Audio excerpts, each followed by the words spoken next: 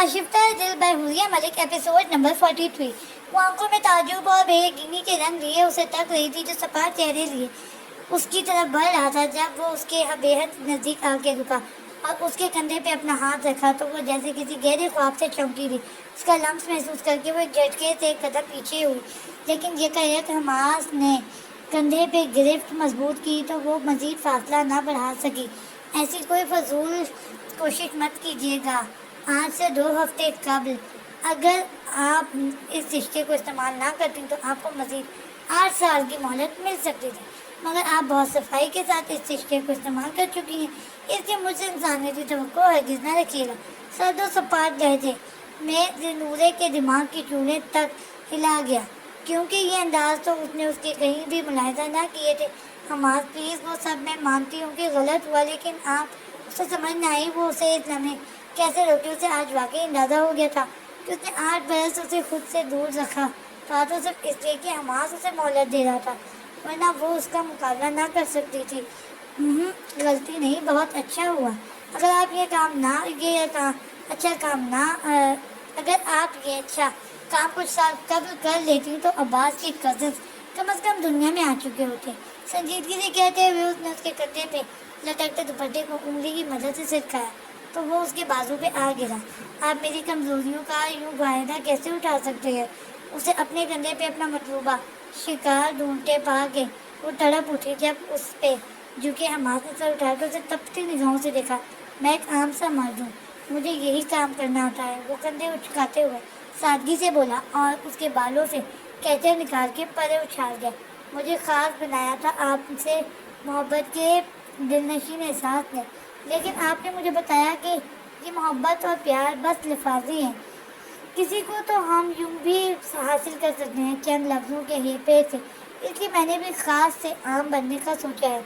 उसकी हरकत पे बहुत कारदार अंदाज में चोट करता वो उसे बिलबिलाने पे मजबूर कर गया और इसी बिलबिलाहट के ज़ेरे असर उसकी आंखें फ़ौरन आंसुओं से भर गईं, मगर उसने कमाल ज़ब्त से उन भीगी आंखों को नज़रअंदाज किया और ख़ुद उसकी गर्दन पे झुका और उसकी मज़ाहमत और कपकपाहट को खुद में समेटा वो उसके चेहरे, गर्दन और बालों पे अपने इस्तेहकाक के फूल खिलाता चला गया। हमास प्लीज़, उसके खुले गिरेबान से नजरें चुराती वो उसकी शर्ट को कंधों से दबोचे कांपती हुई आवाज़ में बोली, लेकिन उसने असर लिए बिना लब उसकी ठोड़ी पे टिकाए तो नूरे को अपने वजूद से जान निकलती हुई महसूस हुई। मेरी तबीयत ठीक नहीं है। जब वो उसके दुपट्टे को उसके वजूद से अलग करके सोफे की जानिब उछाल गया तो नूरे को उसे रोकने का यही बहाना जहन में आया, जिसमें हमास ने एक नज़र उसके सुर्ख चेहरे पर डाली और एक झटके से उसे अपनी बाहों में भरा। मैं मरहम ही रखने की कोशिश करूँगा। मायने खेज अल्फाज जबकि सपाट लहजा नूरे के वजूद में खुशकुन एहसास फैलाने की बजाय एक खौफ सा सरायत कर गए। तभी उसने ज़ोर से उसकी गर्दन के गिर्द अपने बाजू लपेटे और उसके कॉलर को शिद्दतों से जकड़ गई। मुझे बेड पे नहीं जाना, वो ज़ोर से कहते हुए गिरफ्त मजबूत कर गई। तभी वो 2 कदम पीछे मुड़ा और उसे लिए सोफे की जानिब बढ़ गया।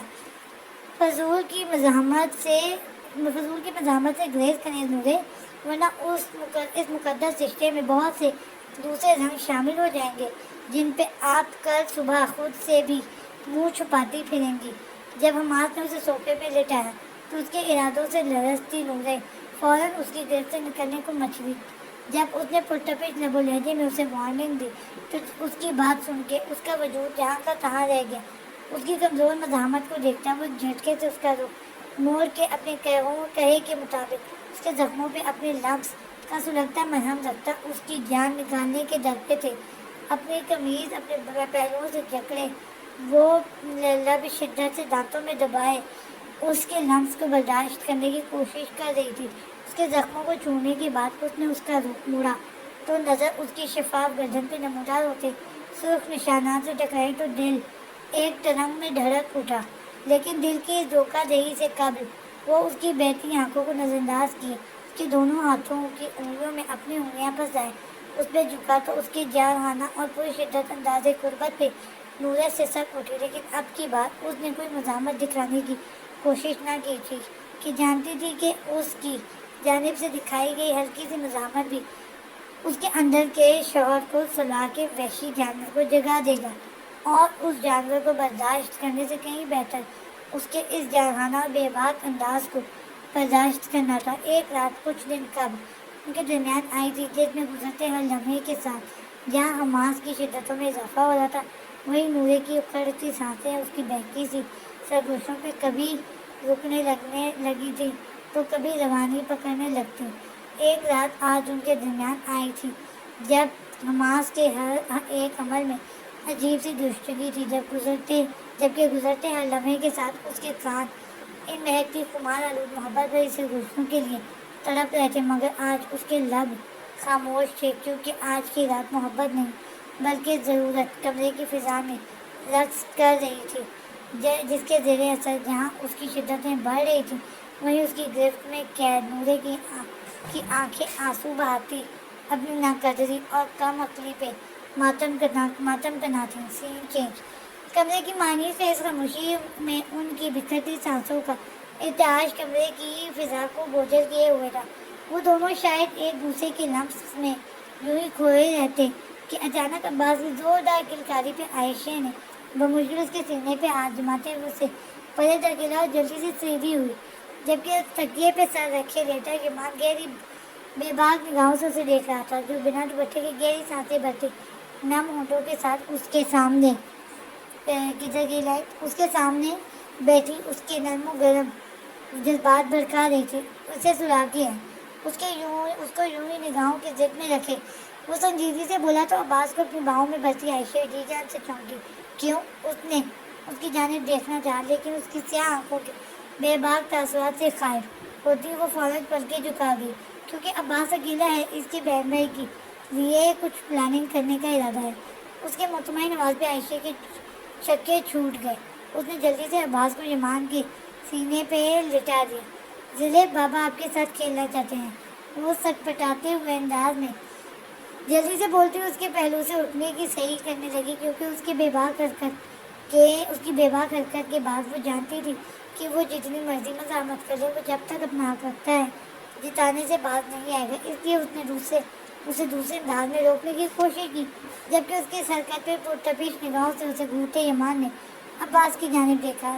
جی بیٹا، ابھی بابا آپ کے ساتھ کھیلیں گے، اس کے بعد آپ کے ماما کے ساتھ، اور ٹھہرے ہوئے انداز میں بولتا ہوا عائشہ کے دل میں خوف سا بھر گیا۔ ماں! عباس کو بات کی سمجھ تو نہ آئی، لیکن لفظ ماں پہ وہ فوراً الرٹ ہوا، جس پہ یمان کھل کے مسکرا دیا۔ بالکل، آپ کی ماں تو کیا اجازت ہے اس کے ساتھ کھیلنے کی؟ اس نے مسکراہٹ دباتے ہوئے استفسار کیا۔ اپنے بالوں کو برش کرتی عائشہ کے دل سے ہوک سی نکلی کہ وہ قاتل ہونے کے باوجود اتنا پرسکون کیوں تھا، جبکہ اس کی سوچوں سے برعکس عباس کھلکھلاتے ہوئے گویا باپ کو اپنی رضامندی دے رہا تھا۔ مجھے ایک بات تو بتاؤ، یہ بڑے ہونے کے بعد کس کی حمایت کیا کرو گے، باپ کی یا ماں کی؟ اس کے سینے پہ اپنے کھلونے رکھے مست سے عباس کو دیکھتے یمان نے شگفتہ سے انداز میں استفسار کیا، جیسے وہ سب باتیں سمجھ رہا ہو۔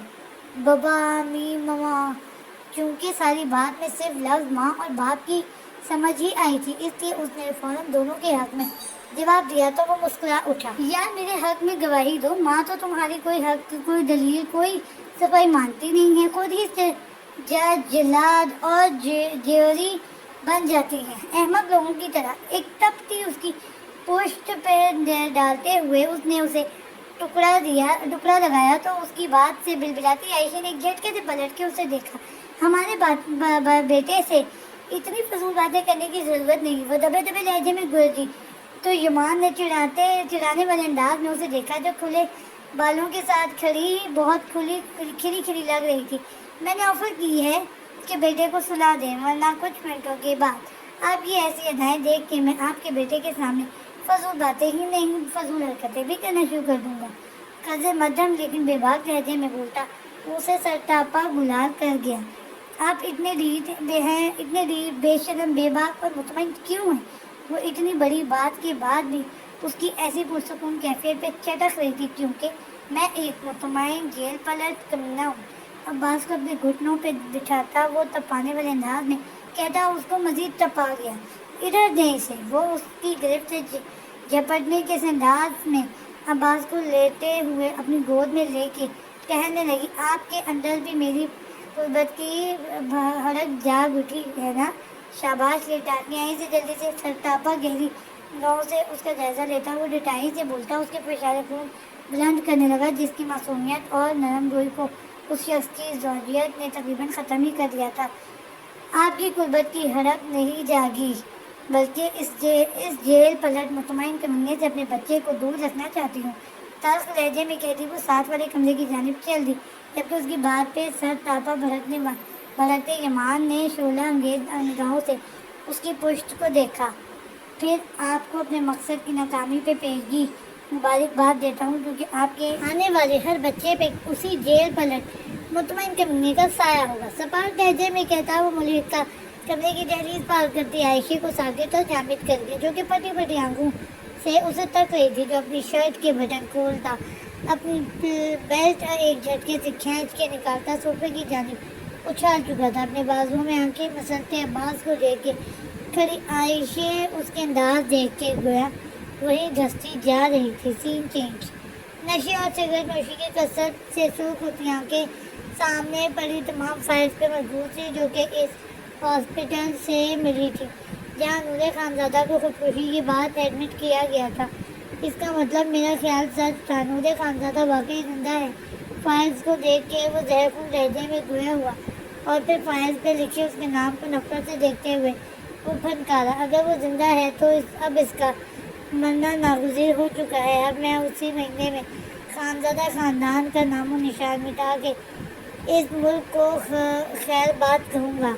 इस मुल्क में होने वाली करप्शन में हसन खानज़ादा ने अपने असूलों पर डटे हुए मुझे और मेरे काम को ख़त्म करने की हर मुमकिन सही की है ना, तो अब मैं यही काम करूँगा।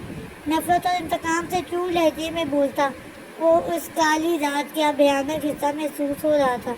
कल वो खानज़ादा मुल्क में एहतजाज करवा रहा है ना, तो उसके लिए तो तंजीम हेड ने प्लान सोचा हुआ है, जबकि इसी दौरान जब वो मुल्क में एहतजाज कर रहा होगा दूसरी जानिब उसकी बीवी अपनी इज्जत और जान बचाने के लिए एहतजाज कर रही होगी। वो सफा कहते हुए बोलता अपने सामने खड़े तबरेज़ को हिदायत देने लगा, और सर यमान खानज़ादा तबरेज़ ने उसे याद करवाना चाहा, उसे कल कॉल करके मिलने के लिए बुलवा लो, क्योंकि ताबूत में आखिरी कील उसी के हाथों ठुकवाया जाएगा। उसने पुरस्कार अंदाज में कहते हुए सामने पड़ी फाइल्स को आतिशदान की नज़र किया और खुद सामने टेबल पे पड़ा महलूल उठाते हुए अपने मोबाइल पे इसी तंजीम हेड का नंबर मिलाने लगा, जो कल की तारीख में हमास खानज़ादा की ज़िंदगी का फैसला करने वाली थी। Scene change. सुबह काजिब की निशानियाँ जैसे ही नमूदार हुई, सूरज अपनी ताबनाक किरणों को फार्म हाउस पे निछावर करता उस कमरे की खिड़कियों पे भी दस्तक देने लगा, जहाँ वो अक्सर शहजादा अपनी बाहों में अपनी बीवी को लिए महवे इस्तराहत था। जब सूरज की आंख मचोली बढ़ने लगी तो उसने तंग आके अपना रुख मोड़ना चाहा, तो उसी कोशिश में उसने अपना सर अपने सीने से लेकिन नूरे की गर्दन में मज़ीद घुसेड़ना चाहा, तो उसकी शिद्दतों से बेहाल नूरे जो कभी नींद में चली जाती तो कभी मंदी मंदी आंखें खोल के उसे देखने लग जाती, जो नींद में भी उसे खुद से खफा महसूस हो रहा था। लेकिन अब सुबह होते ही उसकी दहकती हुई सांसों का लम्स अपनी गर्दन पे महसूस करके उसकी सांसें लम्हा भर के लिए ठहरती गई।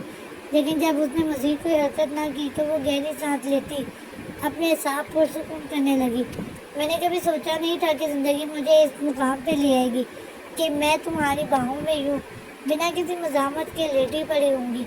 हल्की सी गर्दन घुमा के उसने अपनी गर्दन में छुपे उसके गुनहरे बालों से भरे सर को तो दिल में एक अजीब सा एहसास बेदार हुआ। इस एहसास से घबराते हुए उसने अपना बायां हाथ आगे बढ़ाया और उसके कंधे पे हाथ रख के उसे थोड़ा साइड पे करते हुए खुद को उसकी गिरफ्त और बोझ तरह से आज़ाद करवाना चाहा। लेकिन उसके हाथ लगाते हुए जिस तरह से हमास ने उसके पहलू पे गिरफ्त मजबूत की, नूरे के होंठों से चीख निकलते रह गई। हमास पीछे हटे, मेरा सांस बंद हो रहा है। अजीब सी कैफियत महसूस करती वो घुटी सी आवाज़ में बोली, लेकिन वो जो वाकई नींद में था उसकी आवाज़ ना सुन सका। लेकिन उसके हिलाने पे لاشعوری طور پہ اپنی گرفت مضبوط کر دیا۔ جب وہ کچھ دیر اس پہ سے نہ اٹھا تو نورے کو اپنا کلیجہ منہ کے راستے باہر نکلتا محسوس ہوا، جس سے گھبراتے ہوئے اس نے پوری قوت کے ساتھ اس کے کندھوں پہ ہاتھ رکھا اور اسے جھٹکے سے پرے کرتی خود بھاگنے کے اس انداز میں واش روم کی جانب بھاگی، لیکن واش بیسن تک پہنچنے سے قبل ہی وہ نیچے کو جھکتی چلی گئی۔ وہ جو گہری نیند میں گم تھا، اس کے یوں پرے دھکیلنے پہ اپنی نیند خراب ہونے پہ اب نیند میں ڈوبی آنکھوں میں نیند کا خمار اور غصہ لیے واش روم کے ادھورے دروازے کو گھور رہا تھا۔ جب تقریباً 7-8 منٹ کے بعد وہ بھیگے ہاتھ پیروں اور منہ کے ساتھ گہری سانسیں بھرتی باہر نکلی۔ یہ کون سا جنگلوں جیسا طریقہ ہے کسی کی نیند خراب کرنے کا؟ وہ درست لہجے میں اس سے مخاطب ہوا جو اس بیڈ کے کنارے پہ ٹکتی اپنی سانسیں بحال کر رہی تھی۔ تو آپ کا کیا طریقہ تھا یوں وحشیوں کی طرح مجھ پہ سونے کا؟